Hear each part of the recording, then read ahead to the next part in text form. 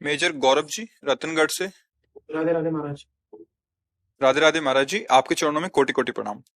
महाराज जी, मेरा आज तक प्रवचन और भगवत नाम में ज्यादा रुचि नहीं थी, परंतु पिछले साल लद्दाख में सितंबर से आपके प्रवचन सुने और तन से मन में एक अलग आनंद और भगवान नाम में समर्पण का भाव उत्पन्न हुआ। महाराज जी, मेरा प्रश्न है, महाराज जी, मन ये जानता है कि नाम जप किया जा सकता है, फिर भी हम अपने आप को कभी काम के नाम पर, कभी सांसारिक किसी कार्य के कारण ये धोखा देते रहते कि मैं इससे नहीं, ज्यादा क्या आप कर नहीं सकता धोखा देते।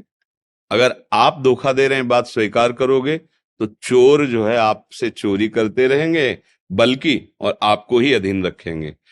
समझना, मन बुद्धि चित्त अहंकार, इसको कहते हैं करण।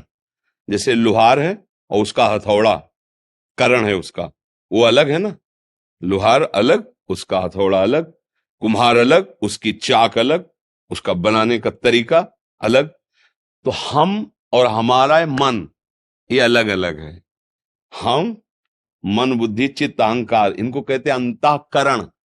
जैसे उसका हथौड़ा करण है, ऐसे हमारे करण है ये।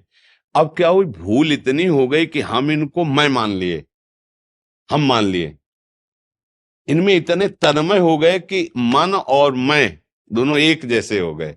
अब जो मन कहता वही हम अपनी बात मान लेते हैं। समझना भाई, यही गलती सुधारनी साधना होती है। मन जो कह रहा है उसमें तुम्हें जज बनकर जांचना है, ना कि वो तुम्हारी बात है, वो उसकी बात है। वो कहा, छोड़ो बहुत काम है ऐसे। हाँ तो ठीक है, काम करेंगे, राधा राधा बोलेंगे, परेशानी क्या है तेरे को? काम कर रहे हैं जो हमारी ड्यूटी का। मान लो आप गन ले खड़े हो, राधा राधा राधा राधा, कहां से गोली आ जाए कब कहां कैसे, तो राधा राधा राधा अंदर चल रहा है, बोलने की जरूरत थोड़ी। राधा राधा राधा राधा राधा, वहां आपको देखना एक अजीब शक्ति, एक अनुपम शांति। पर मन क्या कहेगा, बंद करो यार, इसे बंद करो, थोड़ा गाना लगा लो, थोड़ा और कुछ सोच लो। वो आपके सामने पेश करेगा वस्तुएं, हमको उसकी बात माननी नहीं है, बस ये बात समझना है। महाराज जी ने लिखा कि हम इससे कैसे बचें और मन में अजीब सा भय बना रहता है, इससे कैसे बचें? सत्संग के द्वारा। भय किस बात का बना रहता है? जब तुम्हें प्राणों का भय नहीं है। आर्मी का, अब आपने बताया ना आर्मी का, तो आर्मी का जवान तो प्राणों को तो पहले ही निछावर कर चुका है देशभक्ति पे। मान लो आप कहीं भी लगाए जाओ तो आप डर के भागोगे क्या? मुझे तो नहीं लगता। एक समुदाय में एक जोश होता है जब हमारे देश के वीरों का कहीं भी, तो उसमें बैंड बजता है, उसमें ऐसे भाषण होते हैं प्रधान सेनापतियों के, जो कि जवान को बिल्कुल तैयार कर देते हैं, जोश आ जाता है। तो जब प्राणों को बलिहार कर सकते हैं देशभक्ति पर, तो भगवान की भक्ति में भय किस विषय का लगता है? अपने आप को जैसे कभी कभी करते हैं कि अभी तो मैं काम में लत हूं, अब मैं नाम नहीं ले पा रहा, तो ये जो नहीं, इस तरीके का जो इसमें चतुराई देखनी, मन फंसाए ना, समय बर्बाद ना करे। गोली चलाते हुए नाम जप नहीं हो सकता? बताइए हमें। जब अर्जुन को भगवान कह रहे मामुनिस्मर युद्ध चय, उसमें दिव्यास्त्रों का चिंतन करके सामने वाले के दिव्यास्त्रों को काटना है और उसको भी मारना है। तो अर्जुन भी तो वही कार्य कर रहे हैं, और आपको भी सामने वाले की गोली से अपने को बचाना और गोली मारना है, और उसमें स्मरण हो सकता है, इसलिए भगवान आदेश कर रहे हैं मामुनिस्मर युद्ध चय, राधा राधा राधा। अब जैसे आप अपने मित्रों से हंस रहे हैं, बात कर रहे हैं, तो अंदर से बीच में एक दो बार राधा राधा, और फिर बात कर रहे हैं, हंस रहे हैं, फिर अंदर राधा राधा, वो सब भजन के अंतर्गत आ जाएगा। महाराज रूटीन कामों को करते हुए बीच बीच में मैं इस तरह करने की कोशिश कर रहा हूँ, फिर मैं भूल जाता हूँ, फिर मैं वापस लगाता हूँ। हाँ, यही अभ्यास है। आप इसी अभ्यास को कीजिए तो ऐसी स्थिति आ जाएगी कि आप सब कार्य करते हुए भजन में ही रहेंगे। अच्छा, जो आप कार्य कर रहे हो उसको भी प्रभु को समर्पित किया करो, तो भजन बन जाएगा। जैसे आप ऑफिस में हो, आप वार्ता कर रहे हो, आप कहीं ड्यूटी में हो, फिर आप 1 घंटा हुआ, 2 घंटा हुआ, और आपको लगा कि मैं 2 घंटे भजन बिल्कुल नहीं कर पाया, तो नाम स्मरण किया, हे प्रभु ये 2 घंटे समय जो था वो आपके चरणों में समर्पित करते हैं। तो समर्पण भक्ति बहुत जल्दी आपकी स्मृति को खोल देगी। स्मृति, मोह का नष्ट होते ही, मोह का नाश होते ही स्मृति जागृत हो जाती है। नष्टो मोहा स्मृति लब्ध्वा तत्प्रसादान मयाच्युता। तो ऐसा कर लो, जो कार्य करते हो उसे प्रभु को समर्पित करते रहो, और जितना हो सके नाम का स्मरण करो, फिर वो जो समर्पण है वो तुम्हें नाम में और लगा देगा।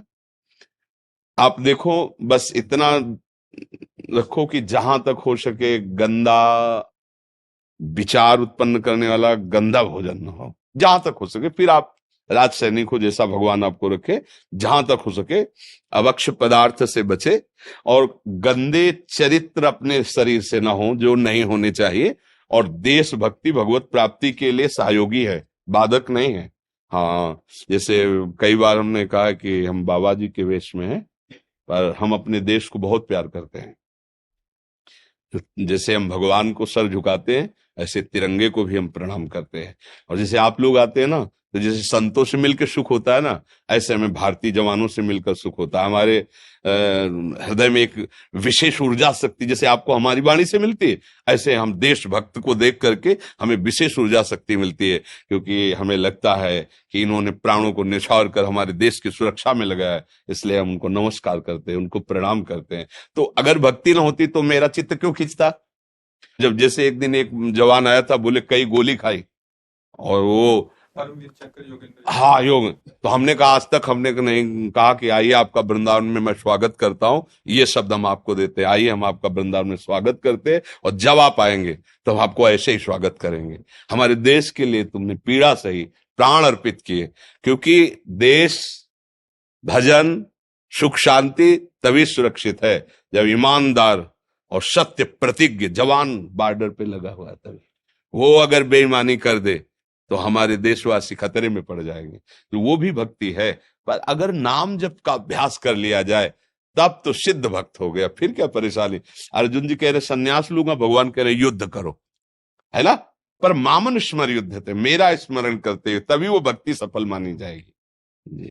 हनुमान प्रसाद पोदार जी के गांव के ही हैं। आज मेरा भाग्य है कि मैं उनके गांव से भी हूँ और मैं आर्मी में भी हूँ। हाँ। और पिछले साल मैं लद्दाख था, तभी से पहली बार आपको सुना।